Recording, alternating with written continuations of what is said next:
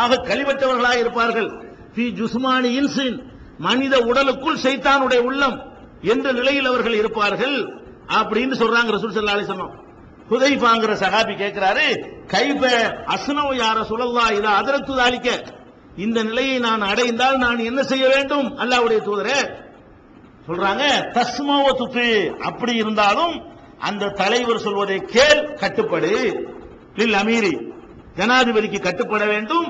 வ இன் லரப லஹரக, உன் முதுகை அவர் முறித்தாலும், வ அகத மாலக்க, உன் சொத்தை பறித்தாலும், ஃபஸ்மாவாதி, செவிமடுத்து கட்டுப்படு. முஸ்லிம்ல 3435. இன்னும் முஸ்லிம்களுக்கு எதிராக ஆயுதம் தூக்குவதற்கு தடை செய்கிற இன்னும் ஏராளமான சான்றுகள், அதையெல்லாம் தெரிந்து கொண்டு அடுத்த டாபிக் நம்ம போகலாம். சரியா? அஸ்ஸலாமு அலைக்கும். அஸ்ஸலாமு அலைக்கும் வரஹ்மத்துல்லாஹி வபரகாத்துஹு. அல்ஹம்துலில்லாஹி நஹ்மதுஹு வ நஸ்தஈனுஹு வ நஸ்தக்ஃபிருஹு வ நு'மினு பிஹி வ நதவக்கலு அலைஹி வ நஊது பில்லாஹி மின் ஷுரூரி அன்ஃபுஸினா வ மின் ஸய்யிஆத்தி அமாலினா மன் யஹ்திஹில்லாஹு ஃபலா முضில்ல லஹு வ மன் யுضللஹு ஃபலா ஹாதிய லஹு வ அஷ்ஹது அன் லா இலாஹா இல்லல்லாஹு வஹ்தஹு லா ஷரீக லஹு வ அஷ்ஹது அன்ன முஹம்மதன் அப்துஹு வ ரசூலுஹு அம்மா பஅத். அன்பிற்குரிய சகோதரர்களே, நபிகள் நாயகம் ஸல்லல்லாஹு அலைஹி வஸல்லம் அவர்கள் மரணித்த பிறகு இந்த சமுதாயத்தில் ஏற்பட்ட குழப்பங்களை நாம் அறிந்து வருகிறோம். அந்த குழப்பங்களிலே உஸ்மான் ரலியல்லாஹுனுடைய ஆட்சி காலத்திலையும் அலி ரலியல்லாஹுனுடைய ஆட்சி காலத்திலையும் ஏற்பட்ட ஒரு இயக்கமாக உருவாக்கப்பட்ட குழப்பம்தான் நேற்றைய தினம் நம்ம பார்த்தது. என்ன இயக்கம் என்று சொன்னால், ஆட்சியாளர்கள் சரியான முறையில் நடக்கவில்லை என்று நினைக்கும் பொழுது அவர்களுக்கு எதிராக புரட்சி செய்யலாம், ஆயுதம் தூக்கலாம், முடிந்தால் அந்த ஆட்சித் தலைவர்களை கொல்லலாம், பக்கபலமாக இருப்பவர்களை எல்லாம் ஆயுதத்தால் அவங்களை அழிக்கலாம் என்கிற ஒரு சித்தாந்தம் தான் ஹாரிஜியாக்கள் என்ற பிரிவினர் மூலமாக முதலிலே இஸ்லாமிய வரலாற்றில் இயக்கமாக உருவாக்கப்பட்ட முதல் குழப்பம் இதுதான். அது எந்த அளவுக்கு தவறு என்பதற்குரிய சில ஆதாரங்களை நேற்றைய தினம் பார்த்தோம். அதன் தொடர்ச்சியாக நபிகள் நாயகம் ஸல்லல்லாஹு அலைஹி வஸல்லம் அவர்கள் சொல்கிறார்கள், சதகூனு உமராவ், இனி எதிர்காலத்திலே நிறைய ஆட்சித் தலைவர்கள் உருவாவார்கள். ஃபதஅரிஃபூன வ துன்கிரூன, அவங்கள்ட்ட நல்லதையும் காண்பீர்கள், கெட்டதையும் காண்பீர்கள். பர்ஃபெக்டா இருக்க மாட்டாங்களாம், சில நல்லதும் செய்வாங்க, சில கெட்டதும் செய்வார்கள். அந்த மாதிரியான ஒரு ஆட்சியாளர்கள் எதிர்காலத்தில் தோன்றுவார்கள். ஃபமன் அரஃப பரிய, யார் அவர்களுடைய நல்லதை மாத்திரம் எடுத்துக்கொள்கிறானோ அவன் அந்த குற்றத்தில் இருந்து விலகி விடுகிறான். ஒமன் அன்கர சலிம, யார் தீமையை தீமை என்று கண்டு விலகிக் கொள்கிறானோ அவனும் தப்பித்து விடுவான்.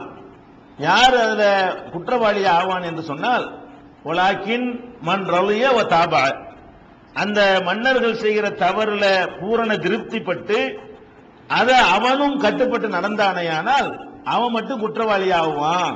அதாவது அவங்க நல்லதும் செய்வாங்க, கெட்டதும் செய்வாங்க. நல்லது செய்யும் போது ஏத்துக்கிறேன்னு, கெட்டது செய்யும் போது அதை நிராகரிக்கணும். அதே நேரத்தில் அவங்க கெட்டதை சொல்லும் பொழுது நம்ம மனப்பூர்வமா ஒத்துக்கொண்டு அதை பின்பற்றி செல்லக்கூடாது என்று ரசூல் ஸல்லல்லாஹு அலைஹி வஸல்லம் சொல்றாங்க. அப்ப சஹாபாக்கள் கேட்கிறாங்க, இப்படி ஒரு மோசமான ஆளுக்கு ஆட்சிக்கு வந்தாங்கன்னு சொன்னா அவங்களை எதிர்த்து நாங்கள் யுத்தம் செய்யலாமா? காலு, சஹாபாக்கள் கேட்கிறார்கள், அஃபலா நுகாத்திலுஹும், அவங்களுக்கு எதிராக இப்ப நாங்க போர் செய்யலாமா? நல்லதும் செய்வாங்க, கெட்டதும் செய்வாங்கிறீங்க, அவங்களுக்கு எதிராக நாங்க ஒரு படை திரட்டி யுத்தம் செய்யலாம்ல கேட்கிறாங்க. அப்ப நபி ஸல்லல்லாஹு அலைஹி வஸல்லம் கால லா மாசல்லு, அவர்கள் தொழுகையை நிலைநாட்டுகின்ற வரை அவர்களுக்கு எதிராக நீங்கள் யுத்தம் செய்யக்கூடாது என்று அந்த இமாம்கள் தான் தொழுகையை நடத்தணும். மன்னர்கள் யார் இருக்கிறாங்களோ அவங்க தான் தலைநகரத்தில் தொழுகை நிலைநாட்டக்கூடியவர்களாக இருக்கணும். அவங்க தான் இமாமாவே இருப்பாங்க. தலைநகரத்தில் உள்ள பெரிய பள்ளி வாசல்ல இமாமா இருக்கிற ரசூல் ஸல்லல்லாஹு அலைஹி வஸல்லம் இருந்தாங்க. அந்த இடத்துல அபூபக்கர் இருந்தாங்க, அந்த இடத்துல உமர் இருந்தார்கள், அந்த இடத்துல உஸ்மான் ரலியல்லாஹு தொழுதார்கள். அப்புறம் கூபாவுக்கு அவங்க தலைநகரத்தை மாத்திக்கிட்ட பிறகு அங்க உள்ள ஒரு பெரிய தலைநகரத்தினுடைய பெரிய பள்ளியில அவங்க தான் தொழுகை நடத்துவாங்க. தொழுகை நடத்தி கொண்டிருக்கிற வரைக்கும் அவங்க இஸ்லாத்துக்கு எதிராக போக மாட்டாங்க. ஏதோ மன இச்சைக்கு உட்பட்டு சில தப்புகளை செய்வாங்க. அவங்க சொல்ற தப்பை நீங்க செஞ்சு விடாதீங்க. நல்லதை சொன்னாங்கன்னா கேட்டு நடங்க. தப்பு கட்டுப்படாதீங்க. ஆனா புரட்சி பண்ணாதீங்க, சபர் பண்ணிக்கிறங்க, எதிர்த்து யுத்தம் செய்யாதீங்கன்னு சொல்றாங்க. இது சஹீஹ் முஸ்லிம்ல 3445வது ஹதீஸ்ல நீங்கள் பார்க்கலாம். அதே மாதிரி நபி ஸல்லல்லாஹு அலைஹி வஸல்லம் மேலும் சொல்கிறார்கள், ஷிராரு ஐமத்திக்கும். ஏன்னா எதுக்கு இதெல்லாம் சொல்றோம்னு கேட்டா, இந்த சிந்தனை தான் இந்த சமுதாயத்தை பின்னுக்கு தள்ளுவதற்கு முதல் காரணமாக அன்றைக்கும் இன்றைக்கும் இருந்து கொண்டிருக்கிறது. அதனால இது பற்றி தெளிவா இப்படி ஒரு எண்ணமே நமக்கு வரக்கூடாது.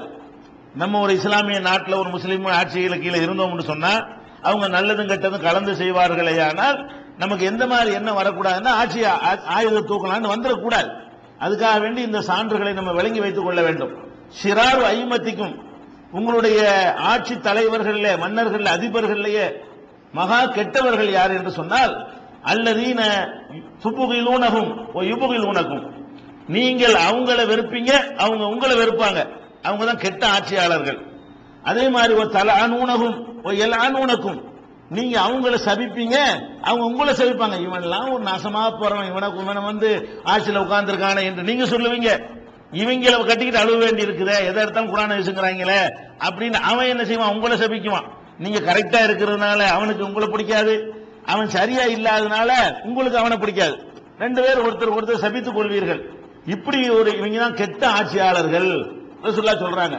இப்ப இப்படிலாம் வரும் ரசூலுல்லாஹ் எச்சரிக்கை தெரியாத மேட்டெல்லாம் கிடையாது. இது ஆல்ரெடி ரசூலுல்லாஹ் எச்சரிச்ச விஷயம் தான் இதெல்லாம். அப்ப சஹாபாக்கள் கேட்கிறாங்க, யார சொல்லலாம், அபலானு காத்திலுகும், நாங்கள் அவர்களுக்கு எதிராக யுத்தம் செய்யலாமா என்று கேட்ட உடனே அதே வார்த்தையை சொல்றாங்க, லா மா சல்லு, அவங்க தொழுகையை வந்து உங்களுக்கு நிலைநாட்டி கொண்ட மா சல்லூலக்கும் அல் ஹம்ஸ, 5 வேளை தொழுகையும் அவர்கள் உங்களுக்கு இமாமாக நின்று நடத்தி கொண்டிருக்கிற வரை அவங்களுக்கு எதிராக நீங்க என்ன செய்யக்கூடாது, யுத்தம் செய்யக்கூடாது அப்படின்னு சொல்லிட்டாங்க.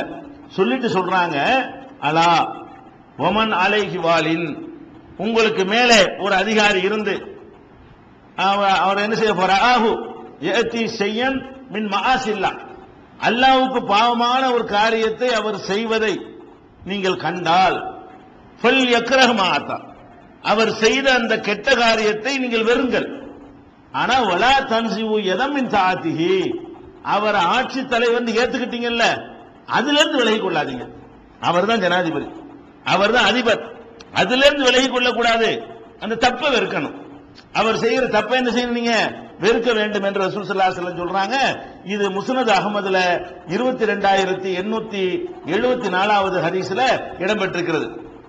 இன்னும் சொல்ல போனால் இது கூட சொல்றாங்க ரசூல் ஸல்லல்லாஹு அலைஹி வஸல்லம். எப்படி சொல்றாங்கன்னு கேட்டா, அன் அபீ தர்ரின், அபூதர் ரலியல்லாஹு அன்ஹு அவங்க சொல்றாங்க, அல்லாஹ்வுடைய அபூதர்ட்ட ரசூலுல்லாஹ் கேக்குறாங்க, கைஃப அன்த இதா கானத் அலைக்க உமராவு யுஅഖிரூன ஸலாத்தன் வக்தியா, தொழுகைய அதன் நேரத்தை விட்டு தாமதமாக வந்து தொழுவிப்பார்களே, அப்படியான ஒரு ஆட்சியாளர்கள் உனக்கு ஏற்பட்டால் நீ எப்படி நடப்பாய்? ரசூலுல்லாஹ் வந்து சஹாபிட்ட கேட்கிறாங்க. ரசூல் ஸல்லல்லாஹு அலைஹி வஸல்லம் கேட்கிறாங்க, அபூதர்ங்கிற சஹாபிட்ட, பின்னாடி சில ஆட்சியாளர்கள் வருவாங்க, வந்து லேட்டா தொழுவிப்பாங்க. அப்படியான ஒரு ஆட்சியாளர்கள் வந்தா நீ எப்படி நடந்து கொள்வாய்? இவர் எப்படி பதில் சொல்வாரு? அது நீங்க தான் சொல்லணுங்கிறார்.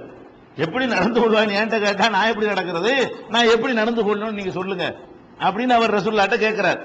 அப்ப ரசூல் ஸல்லல்லாஹு அலைஹி வஸல்லம் சொல்றாங்க, சல்லி ஸலாத்தலி வக்தியா, நீ சரியான நேரத்துக்கு வந்து நீ தொழுகையை தொழுதுட்டு ஃபயின் அதரக்தஹா மஅஹும், அவங்களோடு நீங்க தொழுகிற டயத்தை நீ இருக்கும்போது அடைந்து கொண்டால் ஃபஸல்லி, அதுலயும் சேர்ந்து தொழுவு, ஃபஇன்னஹா லக நஃபிலா, அது உனக்கு நஃபிலாயிரும். அப்ப தொழுகையை வந்து ஒரு சிறந்த நேரத்தில் முன்னேரத்தில் தொழுவது சிறந்தது. இவங்க வக்த விட்டு தள்ளுறாங்கன்னு லேட்டா, வக்துக்குள்ளதான் தொழுவனு, இல்லாட்டி கலா கிடையாத, வக்துக்குள்ளதான் தொழுவனு, அதை லேட் பண்றாங்க. இப்ப அசர் தொழுகை 5:30 மணி வரைக்கும், அது மாதிரி லேட்டா வந்து தொழுகிறாங்க. அது வந்து வேணான்னு ரசூலுல்லாஹ் தடுத்திருக்கிறாங்க. அப்ப அவர் அந்த மாதிரி இமாமா இருக்கிறார், வர்றாரு, அவர் பாட்டு 5:30 மணிக்கு தொழுகிறாரு, நமக்கு 3 ஆளுக்கு வக்து வந்துருச்சு, நம்ம பாட்டு தொழுகிற வேண்டியது. அவர் வந்து தொழுகிறாரா, நம்மளுக்கு இருக்கிறோமா, அதுல போய் சேர்ந்துக்கிறங்க. எதுக்கு சேர சொல்றாங்க? போய் யுத்தம் செய்யுங்க, அவனை அப்படி வெளியே போய் தள்ளுங்கன்னு சொல்லலாம்ல, என்னடா நினைச்சிட்டு இருக்கிற நீலாம் ஒரு ஜனாதிபதியான்னு கேட்கலாம்ல, அதுலயும் போய் சேர்ந்து நபில் ஆயிட்டு போகுது.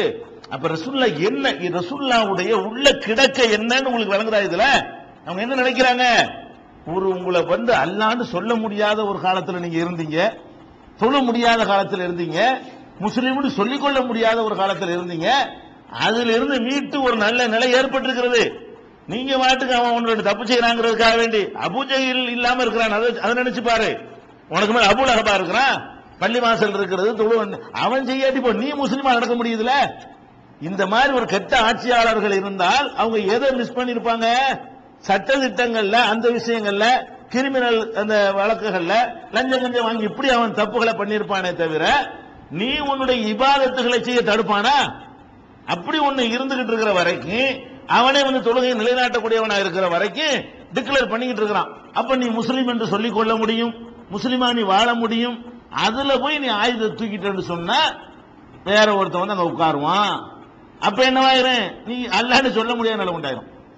அது மாதிரியான ஒரு நிலைமை செதறி போயிரும்ல. செட்டப் அந்த கட்டுக்கோப்பு இருக்கிற வரைக்கும் தான் பலமா இருக்கும். எங்க உள்நாட்டு குழப்பம் வந்து விட்டதோ அதை ஒரு சின்ன நாடு கூட பிடிச்சிட்டு போயிடலாம். ஒரு சின்ன நாடு பாகிஸ்தான்ல உள்நாட்டு குழப்பம் வந்தா இலங்கை போய் பிடிச்சிட்டு போயிடலாம். அதை ஏன் உள்நாட்டில் அந்த மக்களுக்கு மத்தியில் அவங்களுக்குள்ள சண்டை போட்டு இருக்கும்போது ஈஸியாக நுழைஞ்சிடலாம் இல்லையா? அதுக்கப்புறம் ரசூலுல்லாஹ்வுடைய எண்ணமெல்லாம் என்னவா இருக்குன்னு கேட்டா, ஒரு செட்டப்பை குலைச்சிடாதீங்க. ஆட்சிங்கிற லேசான விஷயம் இல்ல, ரொம்ப கஷ்டப்பட்டு உருவாகி இருக்கிறது. அந்த ஆட்சி அதிகாரம் என்பதை வந்து இழந்துடாதீங்க. யாரோ அல்லாஹ் வந்து ஒரு ஆளை உட்கார வைக்கிறானா பேசாம போயிட்டே இருங்க. எது வரைக்கும் குஃபுர கண்டால் தான். ரெண்டு காரியம் தான் ரசூலுல்லாஹ் சொல்றாங்க. அவர் தெளிவா காஃபிர்னு டிக்ளேர் பண்ற அளவுக்கு அவர் இருக்கணும்.